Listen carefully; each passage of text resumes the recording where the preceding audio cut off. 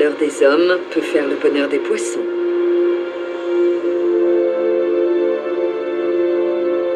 À quelques mètres sous la surface, un ancien navire de commerce se désagrège.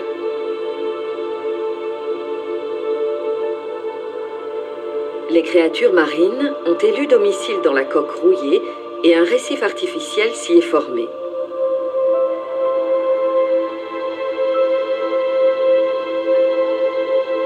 Les plantes apparaissent en premier. Les algues rouges font partie des nombreuses espèces opportunistes. Puis, c'est au tour des animaux. Envahie par les étoiles de mer et les anémones plumeuses, l'épave est presque méconnaissable.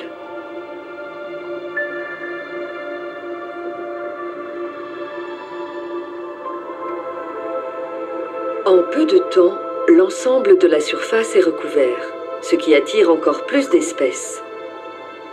Les fonds marins se partent alors de nouvelles couleurs.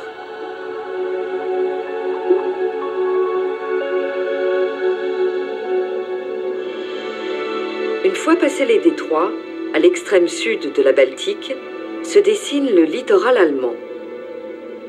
Un seul coup d'œil suffit pour se rendre compte de la diversité des paysages et des espèces animales qui y vivent.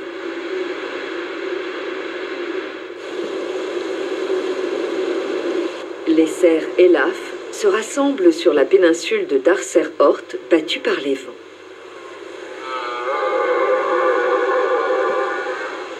C'est la saison du rut. Les mâles essaient d'attirer l'attention des femelles en faisant retentir leurs brames sur des kilomètres.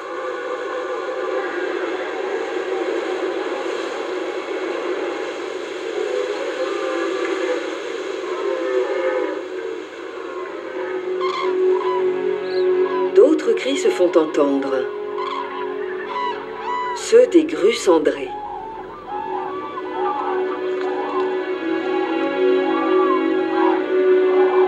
Après un été dans le nord de l'Europe, les grues migrent vers l'Afrique pour passer l'hiver. Les rives de la Baltique sont une étape idéale pour faire provision de graisse avant leur long voyage. Il ne restera rien de ces épis de maïs.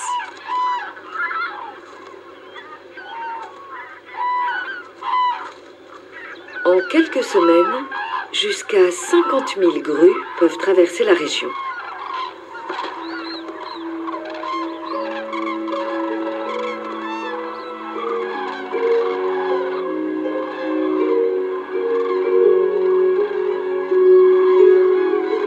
Leur migration annuelle reste l'un des plus beaux spectacles de la nature.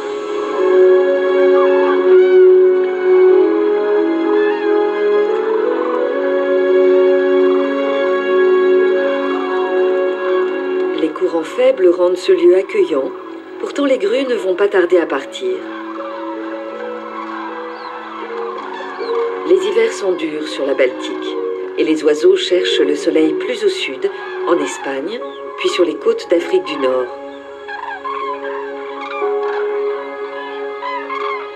Mais ils reviendront l'année prochaine.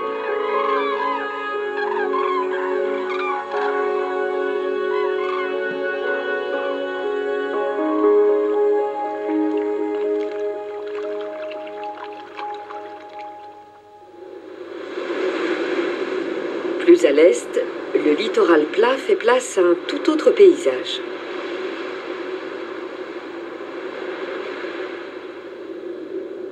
Des falaises de craie s'élèvent à l'aplomb du rivage et sont surmontées d'une dense forêt de hêtres.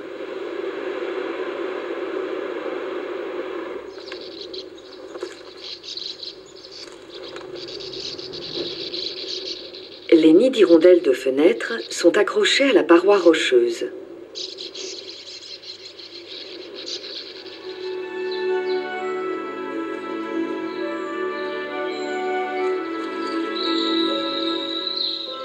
Ces jeunes chiens vivérins, originaires d'Asie, ont été introduits en Europe via la Russie dans les années 1930.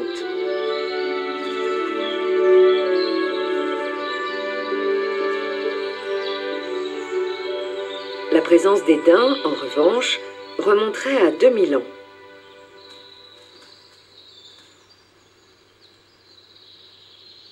Les fans restent cachés dans les bois. Leur mère ne leur rend visite que pour leur permettre de téter. Et pour les mâles, l'heure est au combat. Les dominants doivent garder leur harem hors de portée des plus jeunes.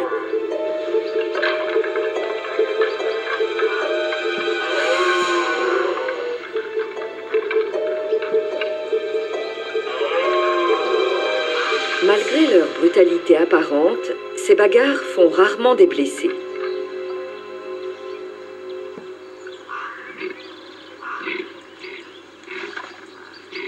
Le gagnant est assuré de se reproduire dans l'année.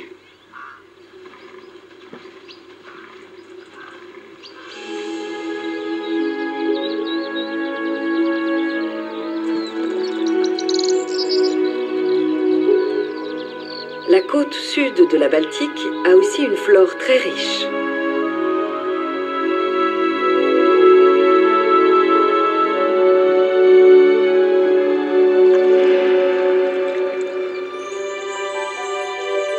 Pendant la guerre froide, cette partie de l'Allemagne de l'Est est restée cachée du reste du monde.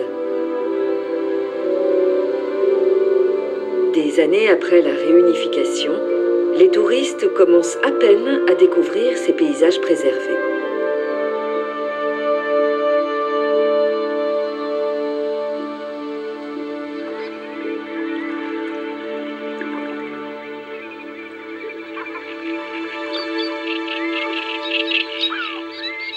Les petites îles qui longent la côte regorgent de baies aux eaux peu profondes.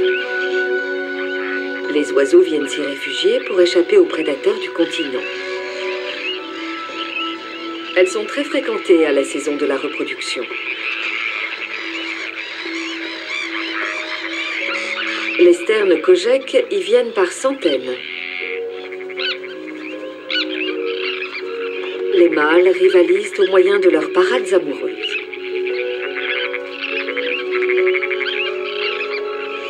Ils offrent des poissons à leurs partenaires potentiels.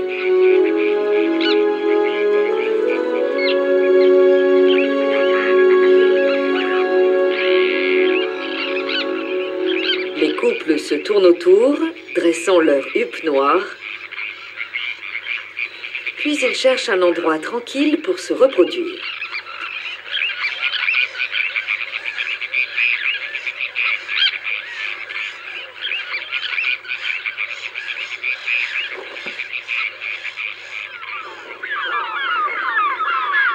Une autre colonie réside un peu plus loin. Les grands cormorans construisent des nids avec des brindilles et des algues. À la saison des amours, la peau située sous leur bec prend des couleurs plus vives. C'est l'un des rares oiseaux dont l'œil est mobile dans son orbite, ce qui est un atout pour la chasse.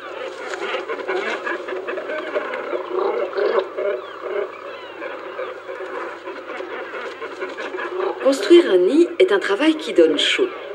Ils utilisent la membrane de leur gorge pour réguler leur température et se rafraîchir.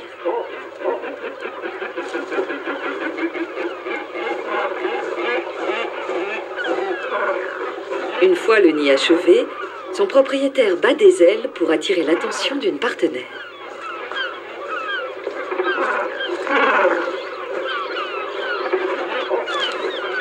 Ces petites îles sont des refuges contre les prédateurs du continent, comme les renards et les chiens viverins.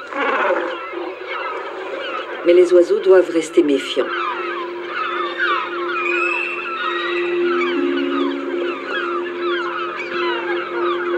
Le pigargue à queue blanche est une réelle menace. Avec ses serres tranchantes et ses ailes d'une envergure de 2 mètres, c'est un chasseur hors pair. Il peut repérer une proie à 2 kilomètres. Mais ce pigargue vise une cible plus proche.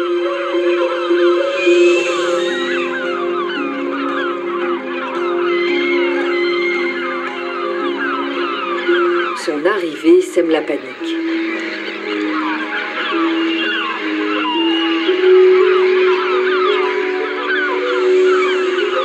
Cet envol massif complique la chasse.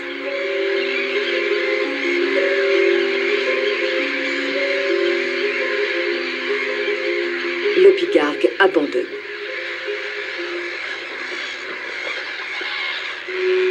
Pour ces oiseaux, rester en groupe est la meilleure des défenses.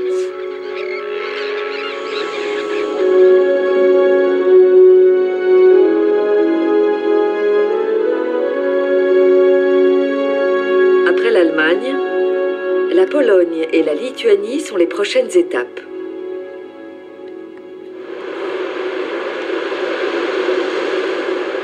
La côte présente encore un autre visage.